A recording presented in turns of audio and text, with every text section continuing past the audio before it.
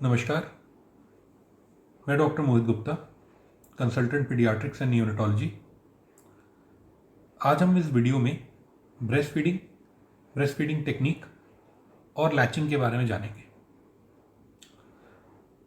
Pregnancy के दौरान बहुत सारी एक्सपेक्टेड मदर्स को एक सवाल हमेशा दिमाग में रहता है कि बेबी के डिलीवर होते ही हम कितनी देर में बेबी को ब्रेस्ट फीड करवा सकते हैं, यानी कि ब्रेस्ट मिल्क पिला सकते हैं। तो इसके लिए एक स्पेसिफिक गाइडलाइन है। सबसे पहले तो आपको ये जानना ज़रूरी है कि जैसे ही बेबी डिलीवर होता है आप उसी वक्त चाहें तो बेबी को फीड करवा सकते हैं। हालांकि डिलीवरी के बाद जो भी अटेंडिंग पीडियाट्रिशियन होता है वो पहले बेबी को देख लेता है। अगर बेबी में कोई प्रॉब्लम नहीं होती है, जैसे कि उसके हार्ट रेट, उसकी ब्रीदिंग, सब कुछ अगर ठीक रहता है, तो आप चाहें तो उसी वक्त बेबी को फीड करवा सकते हैं।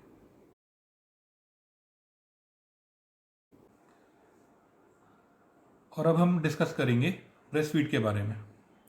ब्रेस्ट फीडिंग के दौरान काफ़ी सारी मदर्स का सबसे पहले कंप्लेंट यही रहती है कि इनिशियल कुछ 3 से 5 दिनों के लिए हमें फीड बिल्कुल भी नहीं आ रहा है। हम बच्चे को फीड कराने की कोशिश कर रहे हैं लेकिन हमें फीड नहीं आ रहा है, या आ भी रहा है तो बिल्कुल पानी जैसा और बहुत ही कम आ रहा है। तो पहले तो मैं बताना चाहूँगा ये बिल्कुल नॉर्मल है। शुरू के इनिशियल 3 से 5 दिन बहुत कम फीड आता है, बिल्कुल ना के बराबर ही आएगा, और जो फीड आएगा भी वो बिल्कुल पानी की तरह आता है। उस पानी की तरह जो ब्रेस्ट मिल्क निकल रहा है उसे हम कोलेस्ट्रम कहते हैं, जो कि बच्चे को पिलाना बहुत ज़रूरी होता है। कई सारी मदर्स उस कोलेस्ट्रम को, उस पानी जैसे ब्रेस्ट मिल्क को डिस्कार्ड कर देती हैं, यानी कि वेस्ट कर देती हैं। लेकिन ये बहुत ज़रूरी है कि आप अपने शिशु को, अपने बच्चे को वो वाला ब्रेस्ट फीड ज़रूर पिलाएं। कोलेस्ट्रम किसी भी बच्चे के शरीर में ब्रेन मैच्योरिटी, यानी कि ब्रेन डेवलपमेंट का काम करता है। ऐसी बहुत सारी स्टडीज़ हैं जिसमें कहा गया है कि जिन बच्चों को कोलेस्ट्रम प्रोवाइड किया जाता है, जिन बच्चों को उनकी माएँ कोलेस्ट्रम पिलाती हैं, उन बच्चों का दिमाग ज़्यादा शार्प बनता है, बहुत ज़्यादा इंटेलिजेंट बनते हैं, बहुत ज़्यादा स्मार्ट बनते हैं। इसीलिए पहले 3 से 5 दिन फीड ना के बराबर आए या बिल्कुल कम कम आए तो घबराना नहीं है, कॉन्फिडेंट रहना है, क्योंकि फीड जैसे जैसे आप आगे बढ़ेंगे फीड आता चला जाएगा। दूसरी चीज़, जैसे ही आप बेबी को डिलीवर करते हैं तो आपके शरीर में एक नए तरीके का हार्मोन बनने लगता है, उसे हम प्रोलैक्टिन बोलते हैं। प्रोलैक्टिन का काम आपके शरीर में दूध बनाना और दूध निकालना होता है। प्रोलैक्टिन का एक सबसे बड़ा दुश्मन होता है स्ट्रेस। अगर जो मदर ज़्यादा स्ट्रेस लेती हैं उनके शरीर में प्रोलैक्टिन की फॉर्मेशन कम हो जाती है। इसीलिए ज़्यादा स्ट्रेस लेने की वजह से कभी कभी दूध का बनना कम हो जाता है। तो सबसे पहले आपको याद यही रखना है कि आपको कभी भी दूध पिलाते वक्त बच्चे को स्ट्रेस नहीं लेनी है कि मुझे बहुत कम दूध आ रहा है या मेरे बच्चे का पेट नहीं भर रहा है। बच्चे का पेट हमेशा भर जाता है, माँ के दूध से ही भरता है। ऊपर के दूध की ज़्यादा ज़रूरत कभी नहीं पड़ती है। शुरू के 3-5 दिन जब भी दूध कम भी आता है तब भी बच्चे को डिमांड कम ही रहती है। जैसे जैसे बच्चा ग्रो होता रहता है वैसे वैसे दूध भी अपने आप बढ़ता चला जाता है, इसलिए घबराना बिल्कुल भी नहीं है। इसीलिए सबसे ज़्यादा ज़रूरी यही है कि जो भी नर्सिंग मदर है जिसने अभी अभी बेबी डिलीवर किया है उसे खुश रहना है, स्ट्रेस नहीं लेना है। दूध नहीं आ रहा है या दूध कम आ रहा है, मेरे बच्चे के लिए एडिक्वेट नहीं है, मेरा बच्चा रो रहा है, ये बहुत कॉमन क्वेश्चन हैं और ये बिल्कुल नॉर्मल है। ऐसा होता है शुरुआती दिनों में, कभी कभी इवन 10 से 15 दिनों तक के लिए भी फीड नहीं आता है, बहुत कम आता है। तब भी घबराना नहीं है। अपने दिमाग में ये प्लॉट नहीं करना है कि मुझे फीड नहीं आ रहा है। जब आपके दिमाग में आप ये सोच लेंगे कि मुझे फीड नहीं आ रहा है तो फीड बनना अपने आप ऑटोमेटिकली बंद हो जाता है। जैसे मैंने बताया, प्रोलैक्टिन, जैसे जैसे आप स्ट्रेस लेते जाएंगे प्रोलैक्टिन का लेवल घटता चला जाएगा।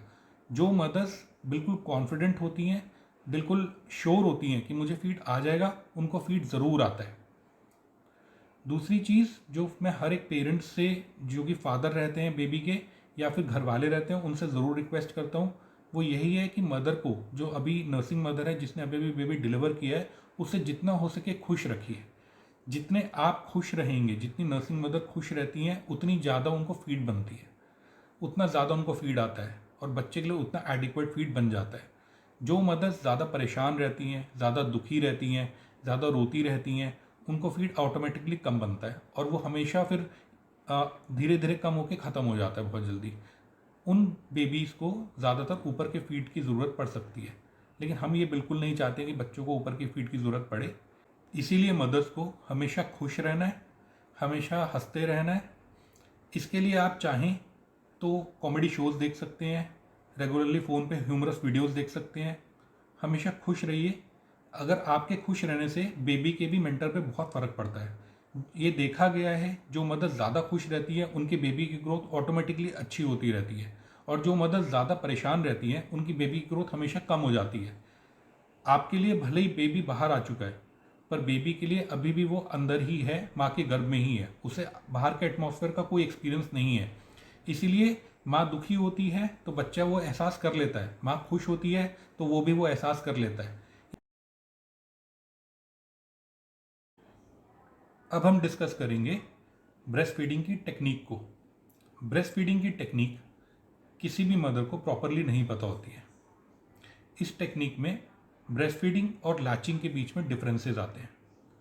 जैसे ब्रेस्ट फीडिंग का मतलब होता है कि बच्चे ने एक्टिवली कितना दूध पी लिया है, कितना दूध सक कर रहा है। लैचिंग का मतलब होता है कि बेबी को छाती पे या ब्रेस्ट पे मदर ने कितनी देर लगा के रखा है।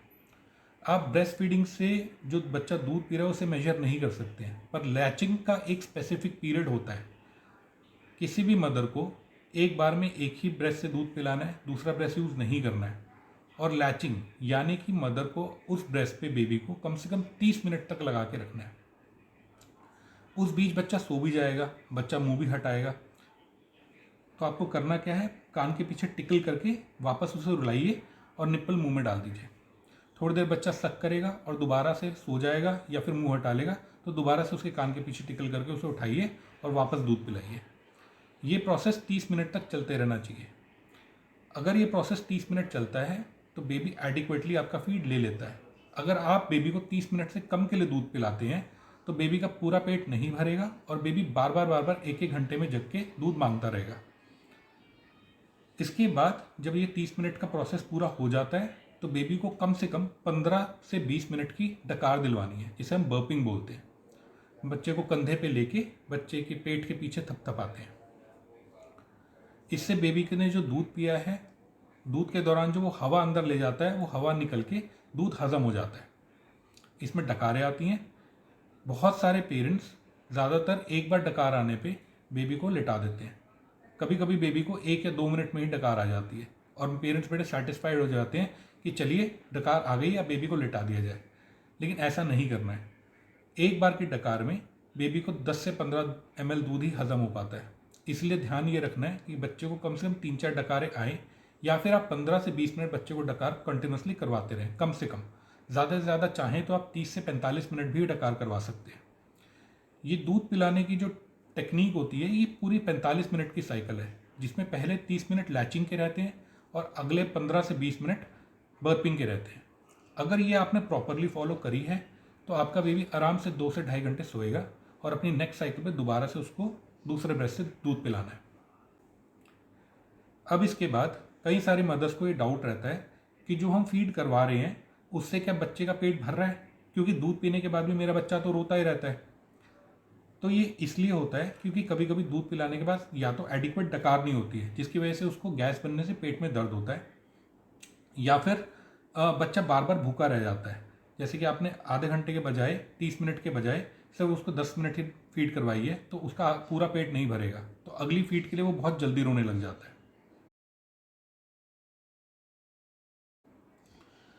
तो अब जानना ये है कि जो मदर अपने बेबी को ब्रेस्ट फीड करवा रही है वो उसके लिए एडिक्वेट है कि नहीं है। तो इसके लिए एक बहुत ही सिंपल टेक्निक है। हम ज़्यादातर मदर्स को ये बताते हैं कि पहले 3 दिन बच्चे को 1 से 2 बार अगर पेशाब आ रहा है दूध पी के भी, तो वो काफ़ी है। 1 से 2 बार 24 घंटे में अगर बच्चा दूध पेशाब कर लेता है तो वो उसके लिए एडिक्वेट फीड मिल रहा है। लेकिन 3 से 4 दिन के बाद बच्चा जैसे जैसे दिन बीतते जाते हैं तो मदर को फीड बढ़ता चला जाता है, इसीलिए ज़्यादा फीड मिलेगा तो बच्चा ज़्यादा पेशाब करेगा। इसी वजह से चौथे या 5वें दिन से बच्चे को 5 से 6 बार पेशाब आना चाहिए। अगर बच्चा 5 से 6 बार पेशाब कर रहा है या फिर उससे ज़्यादा पेशाब कर रहा है तो इसका मतलब उसे एडिक्वेट फीड मिल रहा है। अगर बच्चा 5-6 बार पेशाब नहीं कर रहा है, कम कर रहा है, 8-10 घंटे में या 12 घंटे में एक बार पेशाब कर रहा है, तो कहीं ना कहीं उसे इनएडिक्वेट फीड, मतलब कि पर्याप्त फीड नहीं मिल रहा है। तब आप चाहें तो ऊपर का फीड पिला सकते हैं या फिर अपने किसी भी कंसर्न डॉक्टर को दिखवा सकते हैं बेबी को। अब नेक्स्ट सेगमेंट आता है कि बच्चे को पॉटी कितनी बार करनी चाहिए। तो इसमें ज़रूरी ये जानना है कि बच्चा जन्म से अगर एक बार पॉटी कर लेता है तो उसके बाद बच्चा एक दिन में 5 बार पॉटी करे, चाहे 5 दिन में एक बार पॉटी करे। आपको पॉटी का इतना ध्यान नहीं रखना है। बच्चा पतली पॉटी कर रहा है, बच्चा गाढ़ी पॉटी कर रहा है, बच्चा हरी पॉटी कर रहा है या पीली पॉटी कर रहा है, इस पर आपको ध्यान नहीं देना है। कलर से, फ्रीक्वेंसी से कोई फ़र्क नहीं पड़ता है। बच्चा 5 दिन में एक बार भी पॉटी करेगा वो भी नॉर्मल है, गैस पास करेगा वो भी नॉर्मल है। लेकिन पॉटी के लिए कंसर्न कम रख के यूरिन के लिए अपनी कंसर्न सबसे ज़्यादा बढ़ा दीजिए। बच्चा पेशाब कम से कम 5 से 6 बार या उससे ज़्यादा बार करना चाहिए। अगर उससे कम पेशाब कर रहा है तो तुरंत डॉक्टर को दिखवाइए और या फिर ऊपर की फीड चालू करिए, क्योंकि कहीं ना कहीं मदर का फीड एडिक्वेट नहीं हो रहा है। पॉटी के लिए कोई कंसर्न नहीं है। दूसरी चीज़ जो बच्चों के बीमार होने का पता लगाती है वो यही है कि बच्चा एक्टिव होना चाहिए, हाथ पैर हिलाता रहना चाहिए, रोते रहना चाहिए। सुस्त बच्चा हमेशा ख़राब होता है। सुस्त बच्चे को हमेशा डॉक्टर की दिखाने की ज़रूरत पड़ती है। बच्चा पेशाब कम कर रहा है या फिर बच्चा सुस्त हो रहा है तो इसका मतलब बच्चे को या तो कोई इन्फेक्शन लग गया है या कोई ना कोई अंदर इंटरनल बात चल रही है जिसकी वजह से बच्चा स्ट्रेस में है। तो उसी वक्त डॉक्टर को ज़रूर दिखवाइए अपने। चलिए अब ये जानते हैं कि ऐसी कौन सी टेक्निक है, ऐसी कौन सी पोजीशन है जिसमें मदर को कभी भी बच्चे को फीड नहीं करवाना है। कभी भी अपने बच्चे को लेटा के दूध मत पिलाइए। जो मदर्स बच्चे को लेटा के दूध पिलाते हैं वो बच्चे की जान खतरे में खुद डाल देते हैं। ऐसा देखा गया है कि बच्चे दूध पीते पीते कभी कभी उबकाइयाँ मारते हैं, उल्टी जैसा मन करता है उनका, और लेटा के जो ये दूध बाहर की तरफ आता है वो कभी कभी पेट में जाने के बजाय छाती में चला जाता है। अगर ये दूध छाती में चला गया तो सांस रुक जाती है, माँ सोती रहती है और बच्चे के यहाँ दम घुट जाता है और पता भी नहीं लगता है। इसको हम मिल्क एस्पिरेशन बोलते हैं। तो ये बहुत ही गलत टेक्निक है और कभी फॉलो नहीं करनी है। बच्चे को हमेशा बिठा के सही पोजीशन लेके ही दूध पिलाइए। अब हम जानेंगे कि ऐसी कौन सी सिचुएशंस हैं, ऐसी कौन सी कंडीशंस हैं जिसमें मदर को मना किया जाता है कि आप बेबी को ब्रेस्ट फीड मत करवाइए। बहुत ही रेयरली हम मदर को ये बोलते हैं कि आपको बेबी को अपना फीड नहीं करवाना चाहिए। उसमें पहली सिचुएशन आती है कि अगर मदर मेंटल हेल्थ प्रॉब्लम में हो, जैसे कि डिप्रेशन, एंजाइटी, स्किज़ोफ्रेनिया। इनमें कई सारी बीमारियों में ऐसी दवाइयाँ शुरू होती हैं जो कि ज़्यादातर बेहोशी की या फिर नींद की दवाइयाँ होती हैं। हमेशा अपने डॉक्टर से सलाह लेके उसे अपनी नींद की दवाइयाँ बता के ही बच्चे को फीड करवाइए, क्योंकि इन नींद की दवाइयों का असर बेबी के ऊपर भी हो सकता है। ये नींद की दवाइयाँ दूध के अंदर घुल के बेबी के शरीर में जा सकती हैं और इनका एक नेगेटिव रिएक्शन, जैसे कि बेबी का सो जाना या फिर बेबी का बेहोश हो जाना, ये सब इन दवाइयों का कारण, इन दवाइयों से हो सकता है। तो पहले हमेशा अपने डॉक्टर से डिस्कस करिए कि मेरी ये दवाइयाँ चल रही हैं डिप्रेशन की या स्किज़ोफ्रेनिया की, तो क्या मैं इन दवाइयों में अपने बच्चे को फीड करवा सकती हूँ। दूसरी जो रिलेटिव कॉन्ट्राइंडिकेशन है, इसमें हम ऑप्शन दे सकते हैं आपको कि आप चाहें तो फीड करवा सकते हैं, चाहे तो फीड आपकी मर्जी है ऊपर का भी करवा सकते हैं। ऐसी रिलेटिव कॉन्ट्राइंडिकेशन में सबसे पहला आता है अगर मदर को HIV हो या हेपेटाइटिस बी हो, तब उसमें एक रिलेटिव कॉन्ट्राइंडिकेशन बन जाती है कि आप फीड करवाना चाहें तो बिल्कुल करवा सकते हैं, अदरवाइज़ नहीं करवाना चाह रहे हैं तो ऊपर का फीड भी ऑप्शनल रहता है। तीसरी रहती है कि मदर अगर ट्रैवल कर रही हो, अगर मदर बस या ट्रेन से जा रही है और मदर कंफर्टेबल नहीं है वहाँ पे फीड करवाने के लिए, तो स्ट्रेस नहीं लेना है, आप ऊपर का फीड करवा दीजिए। चौथा, अगर मदर को ब्रेस्ट एब्सेस हो गया हो या ब्रेस्ट में ऐसी कोई इन्फेक्शन हो गया हो जिसकी वजह से मदर को ब्रेस्ट फीड करवाते वक्त पेन फील हो रहा हो, तब हम मना कर देते हैं कि आप थोड़े दिनों के लिए ब्रेस्ट फीड मत करवाइए और ऊपर का फीड करवा सकते हैं। इन सब चीज़ों के अलावा ऐसी कोई कंडीशन नहीं है कि मदर अपने बच्चे को दूध ना पिलाए, और ये बहुत रेयर कंडीशंस होती हैं। अगर ऐसी कोई कंडीशन है भी तो सबसे पहले अपने डॉक्टर से, अपने पीडियाट्रिशियन से ज़रूर सलाह लीजिए कि मुझे आगे क्या करना है। उनकी सलाह के बिना आगे मत बढ़िए। अगर वो बोलते हैं कि इन सिचुएशन के बावजूद भी आप फीड करवा सकते हैं तो ज़रूर करवाइए, और अगर वो मना करते हैं कि नहीं इसमें आपको फीड नहीं करवाना है तो बिल्कुल मत कराइए, ऊपर का फीड करवा लीजिए।